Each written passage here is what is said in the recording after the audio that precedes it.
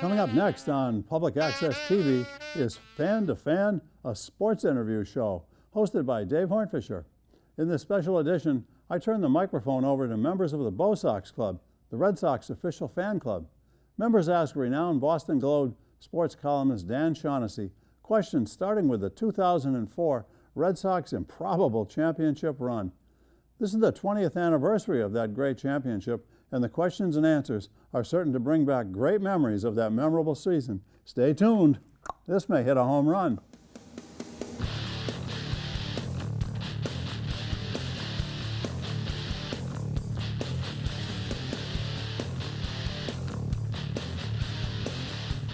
Let me just turn the mic over to Dan. Then I think we want to have a lot of questions and answers. And what we'll have to do is ask you to come forward so everybody can hear the question. I mean, they'll be for Dan, not for me. And he can also repeat the question. But if you want to maybe come up and take the mic, and we'll make it work one on another. So everybody wants to hear from you. What was it like, your experience covering the 2004 playoffs?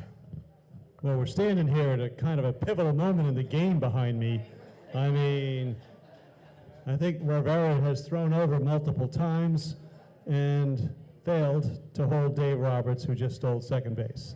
So now we're going to have Billy Miller's going to smack one up the middle, and Rivera looks like a hockey goalie. He gets splayed, he falls down, goes up the middle, and then it gets slow for a few innings until David Ortiz, of course, sends everybody home. That was at 1:22 in the morning on that Sunday night, 20 years ago today. And yeah, 19-8, there was some weird things leading into this thing, which was Schilling gets knocked around in game 1. It looks like he's done for the year. And then Pedro loses game 2. And then there was a rain out for game 3 on the Friday. And that led to some unusual drama moving forward, because there would be no more days off after the rain out. We come back from New York, and sure enough, Saturday night, 19-8, that Francona book, which is circulating, you know, Terry was very vested in that book because he was mad at the Red Sox when we did it. And there's a lot of truth in there. It's good stuff. But he said that was an ugly night, 19-8. He would have to ride the bullpen cart around the track to get to the left field corner to do the TV interviews under the garage door there. And he said, people were throwing shit at me, and it's like, you know, it's like, it's really nasty.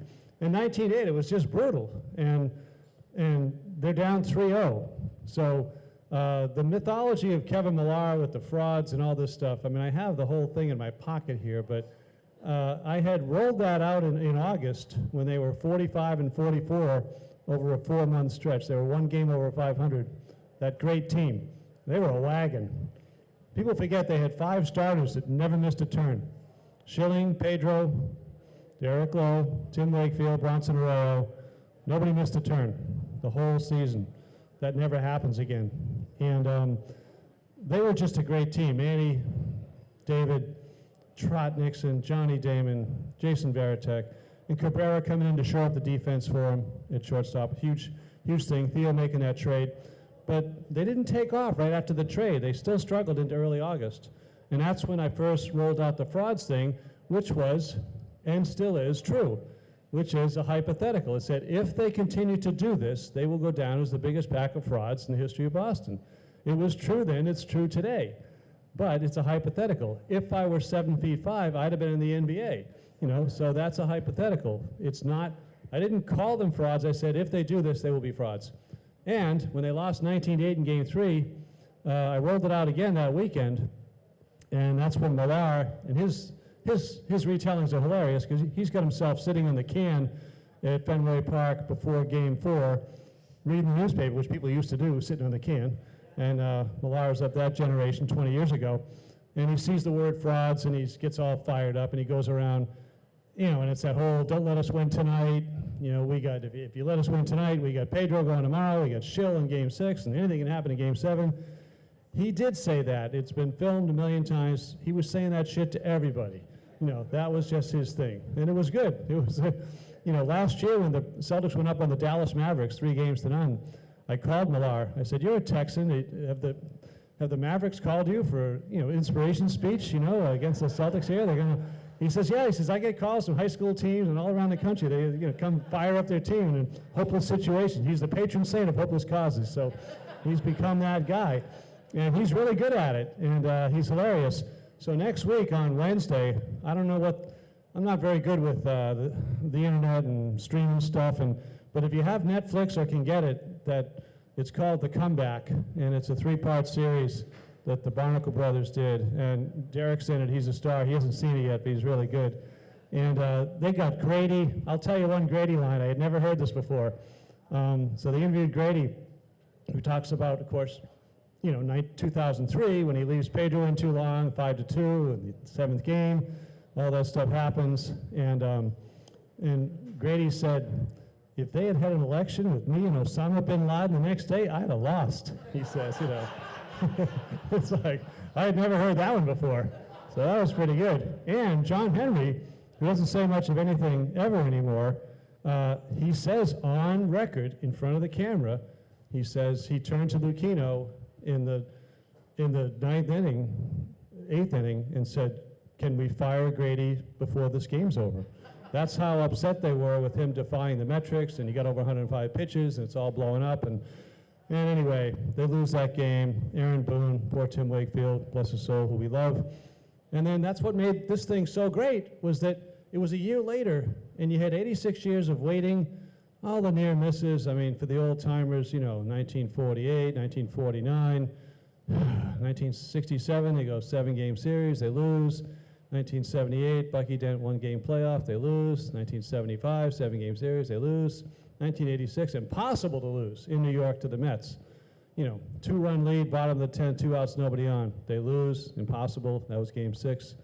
So here we are, 2004, and all this stuff has happened, including this winter in which, they traded Manny and Nomar for Alex Rodriguez, and then it was rescinded, which was really awkward at spring training in 2004. I mean, now that Manny's walking around saying, they put me on eBay, it's like this. And Nomar was pissed at Millar, because Millar was interviewed after the trade was made, and I think it was Dan Patrick, he said, well, would you rather have A-Rod or Nomar as your shortstop? You now have Nomar. You now have A-Rod. And Millar said, yeah, I'd go with A-Rod. And so now he's got his teammate back, Nomar, and he's pissed off, so he's not talking to Millar all year. There was just so much stuff going on, and it was a very colorful team. I mean, Derek Lowe, I love closing for Derek Lowe. It's kind of a cool thing here. And but to have all these characters, and they really were, they were so opposite of the Yankees. The Yankees are all buttoned down, they're all well-shaved, and just corporate and well-behaved, and the Red Sox are drinking Jack Daniels before the games, and they got the long hair, and Johnny Damon hair, and Manny, and everybody it was a nut house, and it was great. And they had the right manager for it, so all that stuff. But I'm telling you, when we got to the park on Sunday, Game 4, after what happened in Game 3, they're down 3-0. Yes, I did write for the 86th consecutive year, they're not going to win the World Series. That was a mistake on the front page of the Boston Globe, which we have not run a correction box on that yet. So I think we need to fix that. But it proved to be an untrue statement, and once they got going, and it's happening right behind my head here, they're going to win this game, I'm pretty sure, at 1:22 in the morning, and that's when Buck on TV says, we'll see you later today, and it was. The next game started, I think, 15 hours and 30 minutes later, and they started as a 4 o'clock start on Monday. Again, no day off because of the rain out on Friday, so they play Saturday night, 19-8, Sunday, this thing, Monday, and Monday is David Ortiz, extra innings, the game goes, it was like 7 hours. And it didn't go into Tuesday because it started so early, because we had to get to New York to play Tuesday and Wednesday. There was no day off. It was Saturday, Sunday, Monday, Tuesday, Wednesday. So when Ortiz wins it, and that was just a blue hit in the 14th inning to win that one, there had been so much baseball in a period of so few hours. And then we go to New York. My flight to New York was flight 1918. I am not kidding. I'm like, if this plane goes down, it's going to be a really good story. It's like, it's unbelievable. It was the Delta shuttle, and it was flight 1918. I'm like, when they announced that gate, I'm like, are you kidding me? I'm not getting on this plane. This is nutty. So we go, and that was the showing game. And again, that was out of nowhere, because I remember Theo and how depressed they were when he got routed in New York. The tendon had snapped. He had done it in the Angels series. It had been all year waiting to happen, and it did happen. He was an older guy, and he was finished for the year. And Dr. Bill Morgan, God bless him, St. Elizabeth's, right up the hill from me in Brighton, and he started playing around with cadavers. A man actually gave his life for Schill to win that game. And the cadaver's leg was, you know, I said, was it a man or a woman? He goes, it had a lot of hair on it. It was a guy. So like that. And he explained the procedure. It was a really nasty procedure. All that stuff's real with the blood and the sock. That's not made up. It was ugly. And I'll never understand why the New York Yankees did not bunt on Curt Schilling. Joe Torre, unusual. I don't know, man. If I were George Steinbrenner, I'd have said, why aren't we bunting on this guy? He had no mobility, but he could throw strikes. He was a strike machine, and he gave you 6, 7 great innings, 1-run ball. So they do. They went, and you know, once we got to New York and Schill stood up like that, they just overwhelmed him. Game 7 was over in the second inning. Damon's got a grand slam at 7-1, and Kevin Brown was a starter. They were done. They were toast. And the Red Sox, they became this wagon that they should have been all year. They won 8 straight games. I don't think that's happened in a single year. I'm pretty sure no team has ever won 8 consecutive postseason games, because of course, until the playoff system, you couldn't. You know, one year you could only win 4. But I don't think it's happened in the playoff, which starts in 1969. So that was, it just rolled. And it's interesting that the games 6 and 7, and in the World Series, those last 6 games, they weren't that great. But as an event, this was the greatest event of all time. I wrote this in the Globe. It's online now. It'll be in Sunday's print. It's the greatest sports story ever told in New England. I mean, you know, nationally, I mean, you had the Miracle on Ice, and you know, you've had things that have happened. But for our region, as great as the Super Bowls were and all the Celtic things and Bobby Orr flying through the air, this is it, because we invested 86 years in it. It's the greatest sports story we've ever had. And that's a no small statement given all the things that we've had. But this thing is independent, it's of itself, it's biblical, it's epic, and I'm so glad we got to live it. I think I've done 3 books on it. Now I'm talking to you guys about it 20 years later. So it's just unbelievable. So that's what I have to say about this. This is going to go on like another hour and a half behind us here till we resolve this thing behind us, but we know how it's going to end. So how about we let you guys take the lead and tell us what you'd like to ask. It can be as combative or whatever you want, you know, and if you just yell at me, I'll yell the question, whatever you have. Who has a question? Anybody up here? Cameron? Nothing? Nothing so far. You weren't born yet, so you can't blame you. It's not your fault, you know. I see a man with his hand raised. Yes, sir. The question is, does Dan Duquette get enough credit? That's a good point, and that's happened a few times. You know, like with the Celtics winning last year, I was quick to resurrect Danny Ainge on that. I mean, Danny Ainge brought in Tatum and Brown, and that was really important, and obviously to that team winning. So you do look back, and it's half the team. And we just had Derek Lowe up here, so Dan Duquette made the trade to acquire Jason Varitek and Derek Lowe. And Lou Gorman drafted Trot Nixon, so you got to go back another generation. Nixon's the last guy of the Gorman regime who's still there. Pedro Martinez, Dan Duquette. Manny Ramirez, Dan Duquette. Correct. One's here. Baltimore right now, Dan Duquette, like several of those guys, yes. Mountcastle, you know, I forget all their names, but yes. I think about 5 or 6 of the position players are of Dan Duquette. So yes, and you know, he was never really recognized too much by the regime, because they fired him. The first order of business when John Henry bought the team was to fire Dan Duquette down at Fort Myers. And Dan's a good guy, and he's had a nice kind of second life. He's did a great job in Baltimore, and I expect we'll see him again. He knows what he's doing, and I expect we'll see him again. But for him, you know, being from Western Massachusetts and having a run here, yes, doesn't get enough credit, and did assemble tremendous, at least half of that team, the everyday players. Damon's Dan Duquette as well. I mean, there was a lot of guys who were part of his thing. So, yes, very good, fair question. Thanks for starting us off. Yes, sir, right here. So this question is about the role that Tim Wakefield played in Game 3. I think Derek may have seeded some of that, how it saved him. I mean, Tim Wakefield gave up his start in Game 4. That's first of all. And Tito always references how fond he is of Tim Wakefield. You know, the quote they always use is, always got his spikes on, ready to go. And that was important. I mean, Tim Wakefield, he won 200 games in the big leagues. That's really hard to do. Not many guys are ever going to do that again. And it's an amazing number for a guy who was a first baseman. You know, he was a hitter out of high school, and he developed his knuckleball because he wasn't going to make it as a hitter. And just a wonderful guy, and did so much for our community. But yeah, they all cite they were going to lose Game 3 once the horse was out of the barn, 19-8. It didn't matter, 100-0, whatever. You're going to lose. You got to start thinking about Game 4. And Wakefield was the first one to do that. Save the bullpen. You know, save Timlin, Embry, Folk. Don't use them in Saturday because there's no days off here. They're going to play Saturday, Sunday, Monday, Tuesday, Wednesday. And we need everybody to sort of realign the thing. And Derek Lowe stepping up. I don't know if it came up. We were back there drinking when you guys were talking. But Derek Lowe won the deciding game of all 3 rounds.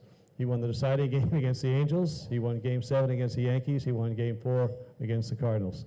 So unknown, little known stat there for Derek Lowe. So it's a big deal you had him here tonight. But yeah, and I think Wakefield saving the bullpen, they all know what that was. And he was the right guy for it because everybody in the room knew he had the ultimate respect of the room always.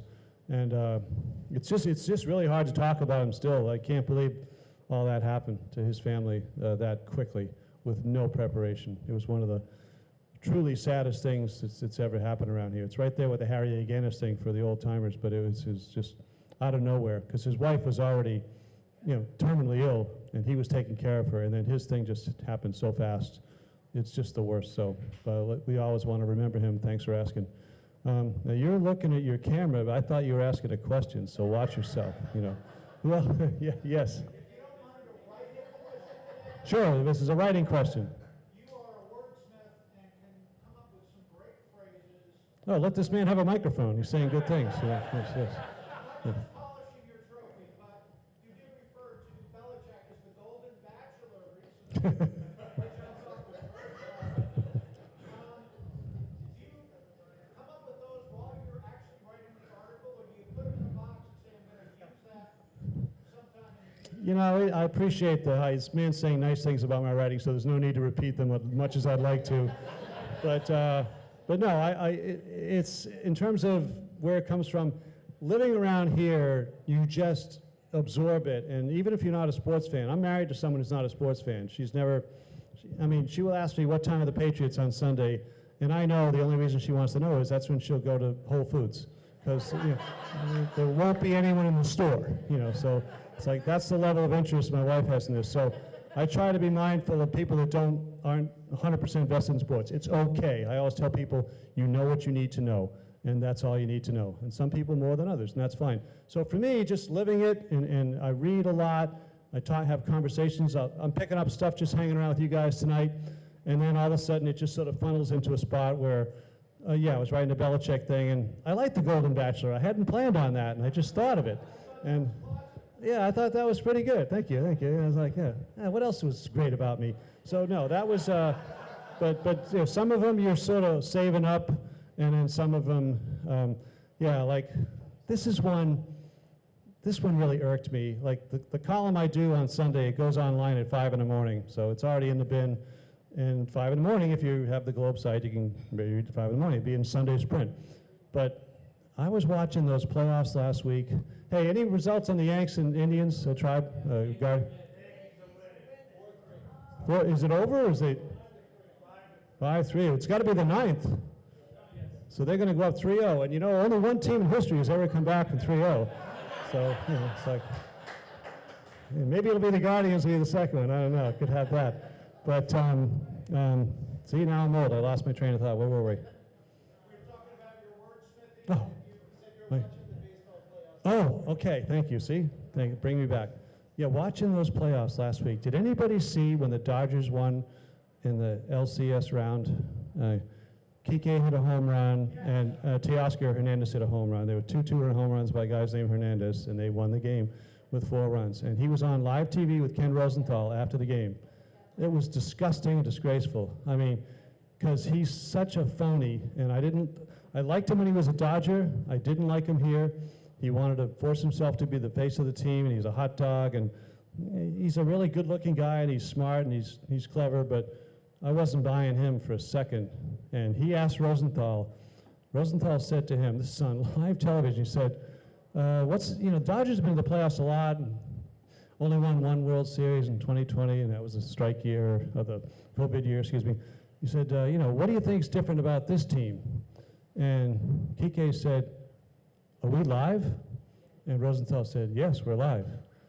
And Kike said, we don't give a bleep. And he used the F-bomb right there. He just wanted to say it, but he wanted to make sure they were live. He went out of his way to embarrass Ken Rosenthal and the network and just trick the censors and the whole thing. That's a dick move. I don't care who you are. Yeah, I'm not, so anyway, I just made a small, I see stuff like that, and I gotta let it out, because, I mean, if it's spontaneous, David Ortiz, this is our city, that's not, he doesn't say, hey, are we live? Because I'm gonna watch me now, it just really rubbed me the wrong way, so that's just a pet peeve of mine, but maybe you're all Kiki fans, I don't know, but whatever, it doesn't make him the devil, but I didn't like it. So, anyway, who has the next question? Yes? I was wondering, I have not heard anything about the Red Sox are going to be on Netflix. They were covered this year by Netflix in the documentary Right. series. Have you heard anything about how that went? We haven't heard anything. This is a question about the Netflix, which is confusing because, as I referenced, this thing that's dropping on Wednesday next week, on the 23rd, is a 3-part documentary called The Comeback, and it's on this thing. It's on 2004, and that's where you'll see Grady saying Bin Laden and Derek's nice interview and all that. It's a great 3-part series. Now, independent of that, there was some deal agreed to where the Red Sox let Netflix in for the year to do kind of a Hard Knocks thing on this Red Sox team. An odd choice, because it's the most boring team in the history of baseball, was the 2024 Red Sox. So I don't know what, they have like reams of footage and stuff from the locker room and the dugout about this pedestrian team that really overachieved with a lot of minor league players and 4A guys and Jaron Duran having a career year, throw right, all that great stuff. But it's just not a team. Like, if they had a Netflix do these guys for a year and get 1 million hours of footage, that'd be great. This team, I just don't know what they're going to do with all this, but it doesn't drop till March, I think. And hold on. You have to find something to root for when there's a season going on underway. When we get to that final game, whichever team won, Tampa Bay or Boston, was going to end up at 500. We would have a losing record, and the Red Sox came in last 2 of the last 3 years. So it was actually an amazing accomplishment to win the final game of the season and the battle for 500. Quinn Priester, his Red Sox debut, started the game. Mickey Gasper, still waiting for his first base hit. And it was an amazing game, and they just have to figure out a way to market it. But to me, ending up at 500, average team, I don't know, maybe they can make something of it. Yeah, I am not looking forward to the Netflix series on the Red Sox and things like that. So, I mean, I saw it once, that was enough. I was like, let's move on. Did someone else have a question behind you? Yes, I see you back there.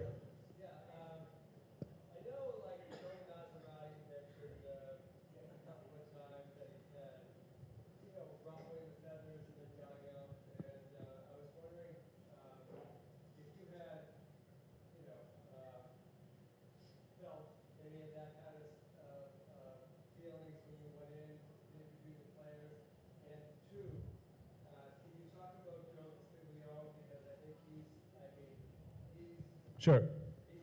Right, so part 2 is Joe Castiglione, which is the fun part of this question. And the first part was about ruffling feathers. You mean like the players being mad at us? Yeah, well, I mean, that just comes with it. I understand that, I'm a wise ass. If you're going to be a wise ass in print, people aren't going to like it sometimes. Nobody likes to be criticized. I get that. But to me, this is sports, and it's entertainment, and I know how hard the game is, and I know how good these guys are to get where they are. I mean, they're really, there are like 1,000,000 to 1 that they got to the big leagues. It's really hard. So I value the skills that they bring to it. But at the same time, you know, if Kike's going to do that, I'm going to like call him on it. I just not okay.